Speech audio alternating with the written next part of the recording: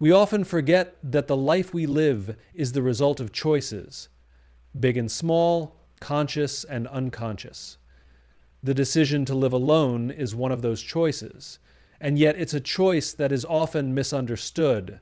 See, from a young age, we are taught that life follows a script. We grow up, we find a partner, we settle down, we build a family.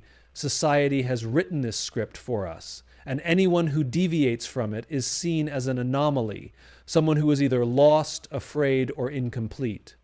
But what if that's not the case? What if choosing to live alone is just that? A choice. The problem is that we tend to confuse choice with circumstance. We assume that if someone is alone, it must be because they haven't found the right person, that they are waiting, searching, or perhaps even failing. We assume that solitude is a condition rather than a decision. But when a man chooses to live alone, when he actively decides that his time, his energy, and his focus are best directed inward rather than outward, he is making a statement about what matters most to him. And here's the thing about choices. They are powerful, but they are also uncomfortable. Because to make a choice is to take responsibility. It is to own your path rather than simply follow the one laid out for you. It is much easier to go with the flow, to do what everyone else is doing, to avoid the questions and the doubts that come with stepping outside the norm. It takes real strength to stand still while the world tells you to move. But when you make a choice, when you decide that your happiness is not tied to someone else, when you refuse to accept the idea that fulfillment only comes in the form of a relationship, you reclaim your power. You are no longer living by someone else's standards. You are creating your own. And that is a rare thing. Because most people don't choose, they accept. They do what is expected, not because it is right for them, but because it is easier than challenging the narrative. They enter relationships not out of genuine desire, but out of fear. Fear of being alone, fear of judgment, fear of missing out. And what happens when a choice is made from fear rather than intention? It leads to resentment, to regret, to waking up one day and wondering why the life you are living doesn't feel like your own. But a man who chooses to live alone is not running from something. He's running toward something, toward self-awareness, toward purpose, toward a life that is built with intention rather than expectation.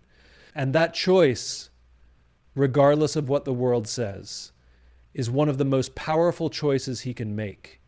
From the moment we are born, society begins shaping our beliefs about what life should look like. It tells us what success means, what happiness looks like, and what steps we must take to be considered normal. And one of the strongest narratives we are given is that a fulfilled life must include a romantic partner, that being alone is not just unusual, it's undesirable. Think about it. From childhood, we are surrounded by stories where love is the ultimate goal. Fairy tales end with happily ever after, the moment two people find each other. Movies romanticize the idea that love is the missing piece to every problem. Songs tell us that we are incomplete until someone else makes us whole. And we absorb these messages, consciously or not. They become part of our worldview, shaping our expectations for ourselves and for others. We begin to believe that if we don't follow this script, if we don't find a partner by a certain age, then we have somehow failed. Not just in relationships, but in life itself. Society does not ask if we are happy alone. It does not ask if we are content with our solitude, if we have found meaning in our independence, if we have built a life that we truly love. Instead, it asks, when are you going to find someone?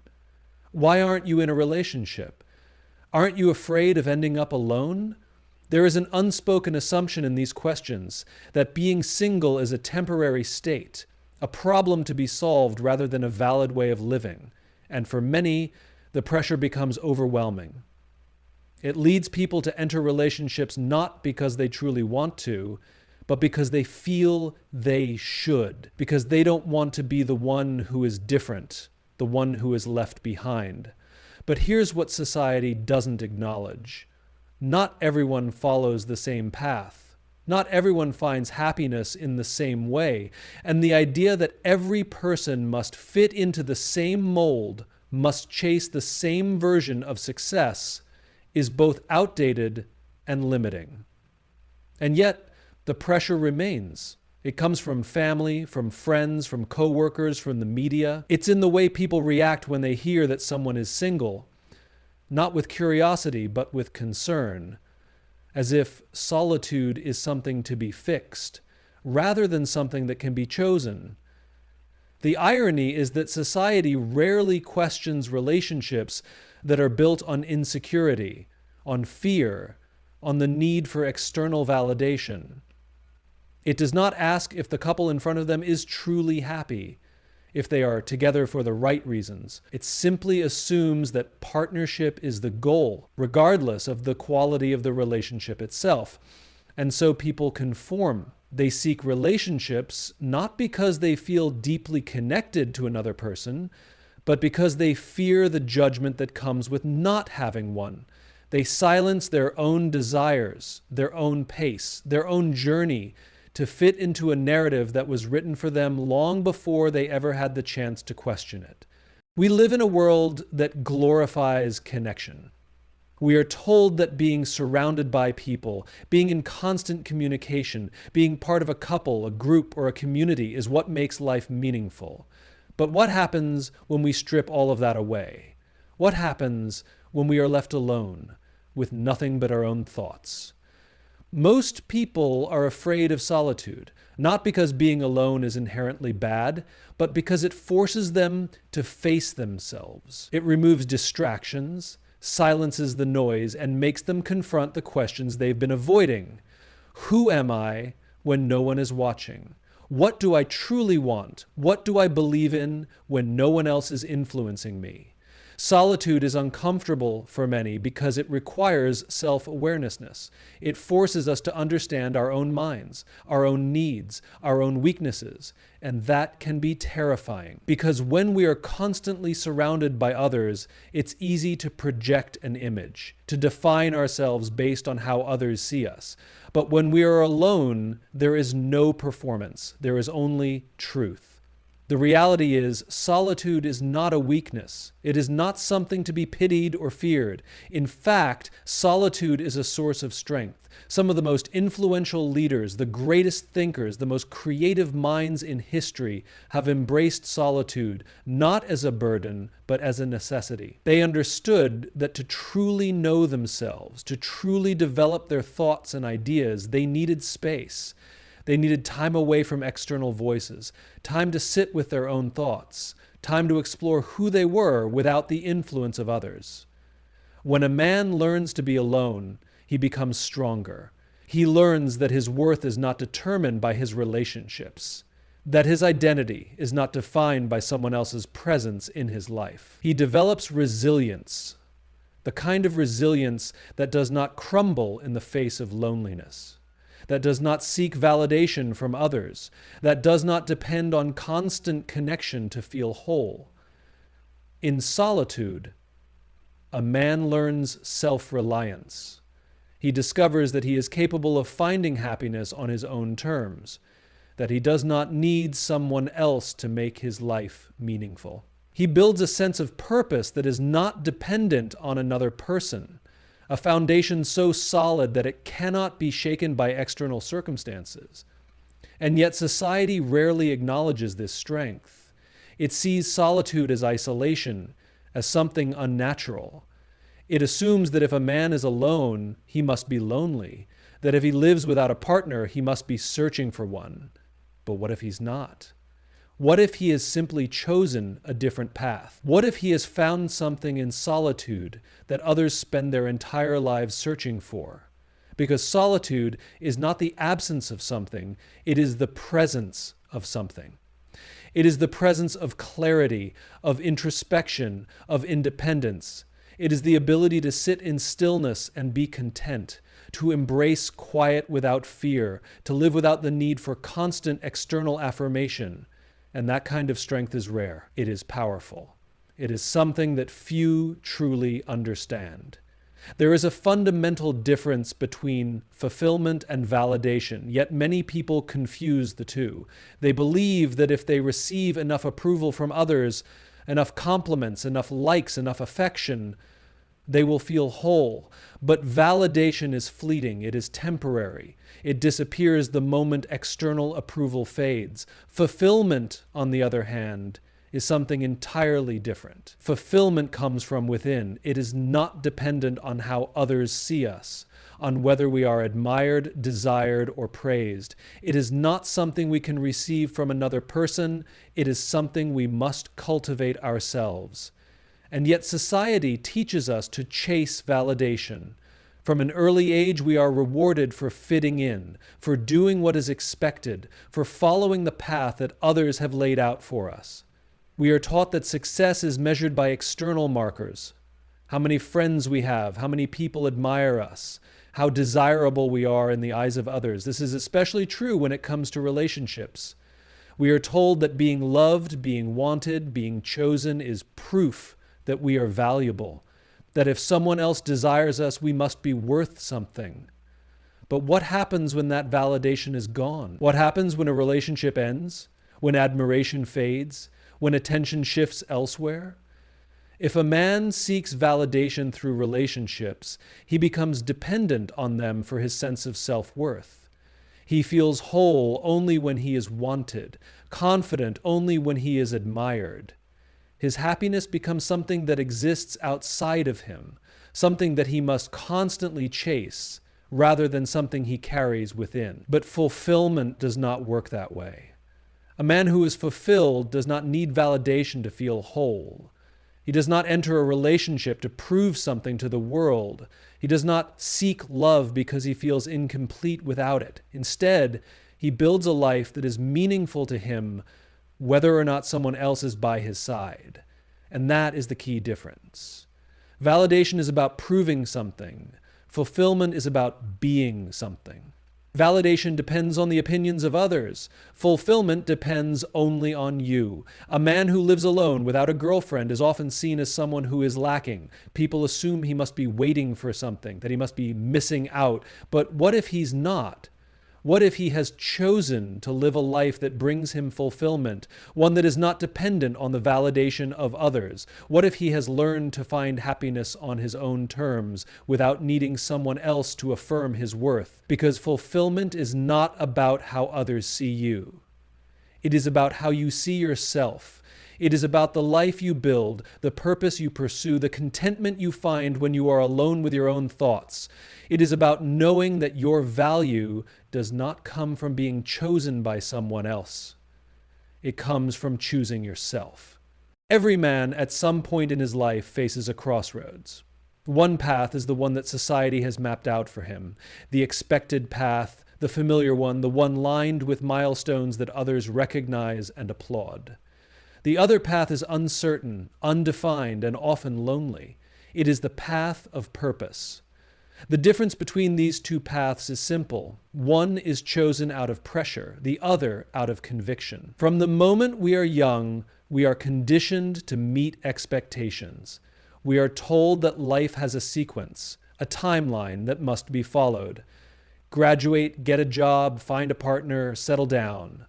Each step comes with an unspoken rule. If you stray too far from the path, if you take too long, if you choose something different, people will question you. For many, this pressure is overwhelming. It comes from family, from friends, from colleagues.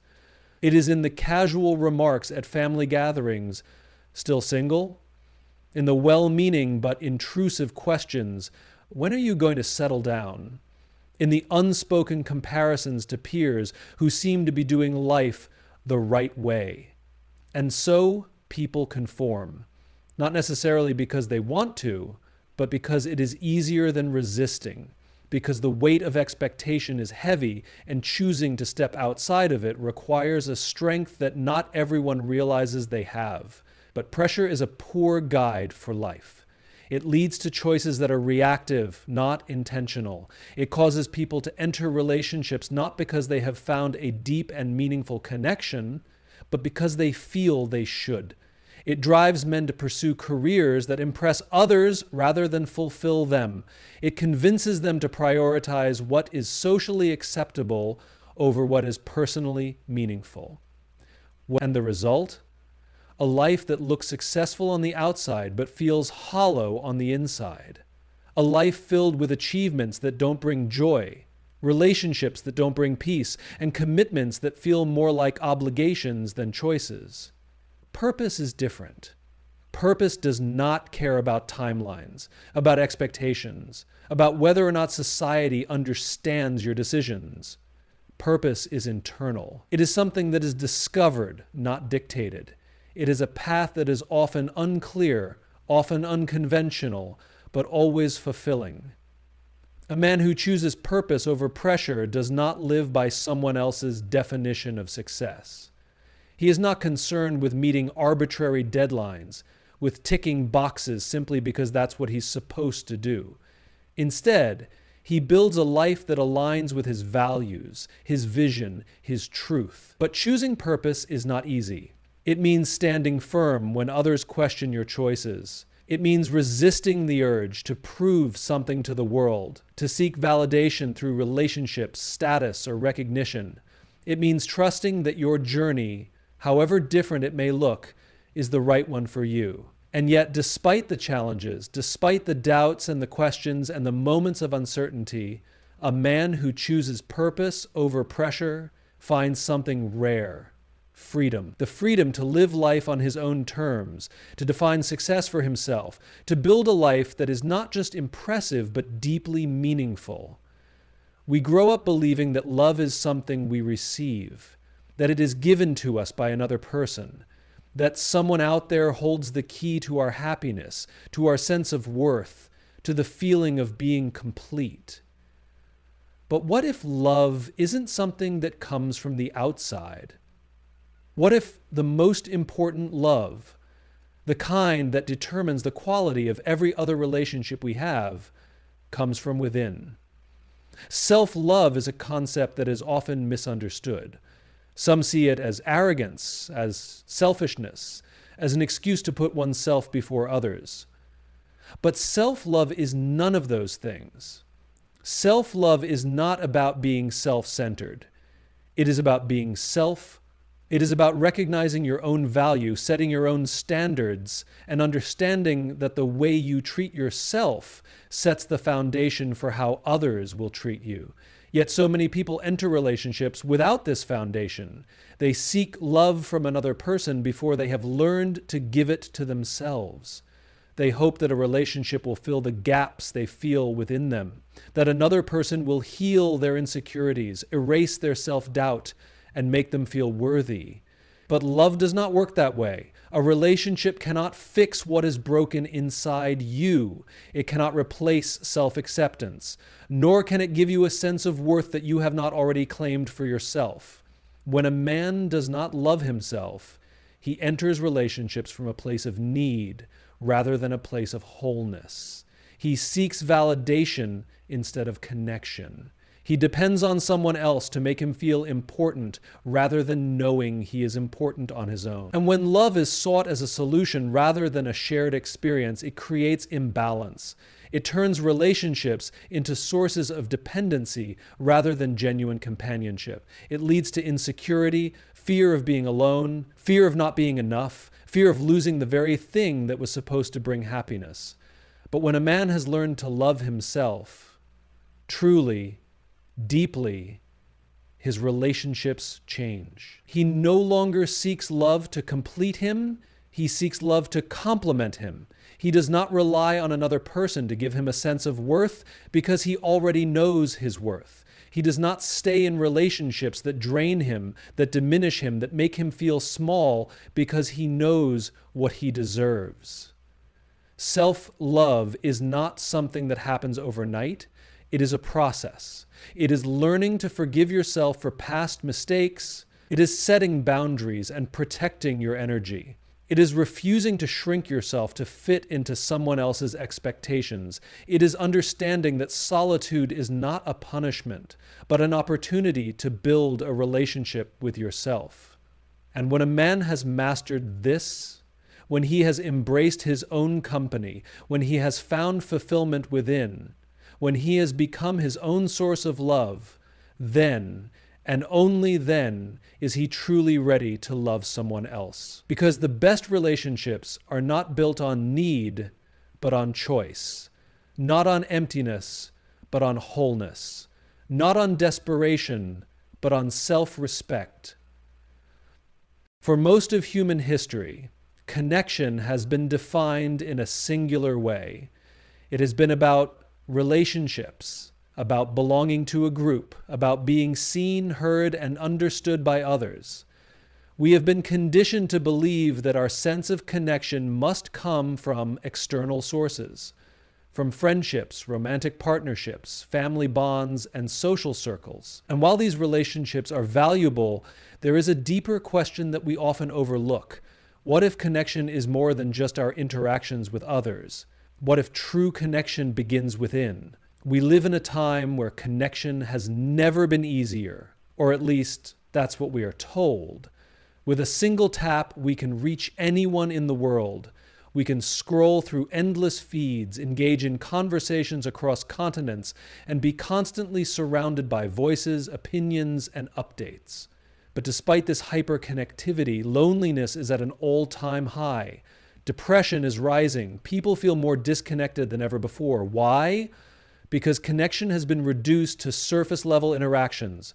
We equate communication with closeness, attention with intimacy, and presence with depth. But true connection, the kind that fulfills us, the kind that brings meaning, is not about the number of people in our lives. It is about the quality of the relationships we cultivate, both with others and with ourselves. And this is where we must redefine connection. Connection is not just about who we have in our lives. It is about how we engage with the world. It is about the relationship we have with our own mind, our own emotions, our own sense of purpose. A man who lives alone without a girlfriend is often seen as someone who lacks connection. But is that really true? Or is it simply that his connection looks different from what society expects? A man who walks alone is not necessarily disconnected. In fact, he may be more connected than those who surround themselves with people out of obligation, who engage in relationships that lack depth, who seek validation instead of true companionship. He may have chosen to connect with something greater, his passions, his thoughts, his purpose. Because connection is not just about other people. It is about the ideas we explore, the creativity we cultivate, the solitude we embrace, the moments of stillness where we come to understand ourselves. It is about being present in the world, not just in conversations, but in the way we observe, the way we think, the way we engage with life itself. And yet, society does not recognize this kind of connection. It does not celebrate the man who finds meaning in solitude, who builds a relationship with his own mind, who is deeply connected to his values, his work, his sense of self. Instead, it tells him that he is missing something, that connection must look a certain way, that he must follow the same script as everyone else. But what if we change the definition? What if connection was not measured by the number of people in our lives, but by the depth of our experiences? What if it was about the way we feel when we wake up in the morning, the sense of purpose that drives us, the alignment between who we are and how we live? Because connection is not just about relationships, it is about meaning. It is about feeling anchored in something real. And sometimes the deepest connection we can have is the one we cultivate within ourselves. For centuries, people have sought the answer to this question. Philosophers have debated it, religions have defined it, societies have set their standards for it, and yet the truth remains deeply personal. Because a life well lived is not a universal formula. It is not something that can be measured by a single definition, nor can it be determined by the expectations of others. Yet society tries to define it for us. It tells us that a life well lived is one filled with achievements, status, and relationships that prove our worth. It tells us that success is about milestones, getting the right job, marrying the right person, building a family, accumulating wealth. And if a man does not follow this path, he is often seen as someone who is missing out, as someone whose life is incomplete. But what if a life well lived is not about conforming to these external measures? What if it is about something deeper, something that cannot be seen or easily quantified? What if a life well lived is about alignment, about purpose, about the sense of peace that comes from knowing you have lived in a way that is true to yourself? Because the greatest tragedy is not a life without marriage, or a life without wealth, or a life without recognition. The greatest tragedy is a life spent chasing things that do not bring real fulfillment. A life spent following a script written by someone else. A life where every choice is made out of fear. Fear of being alone, fear of being judged, fear of stepping outside the boundaries of what is considered normal. A man who lives alone without a girlfriend is often viewed through this lens of judgment. People assume that he must be lonely, that he must be searching for something, that his life is somehow less complete. But what if he is not lacking anything?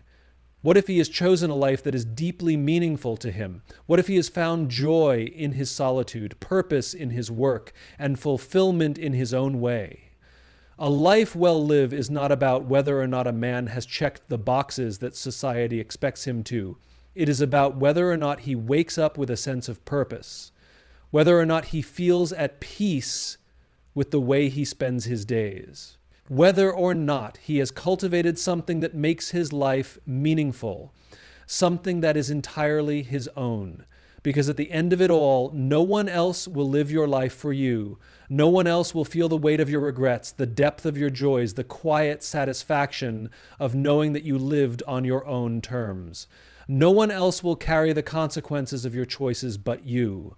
So, the question is not, what does the world expect of me? The question is, what do I expect of myself?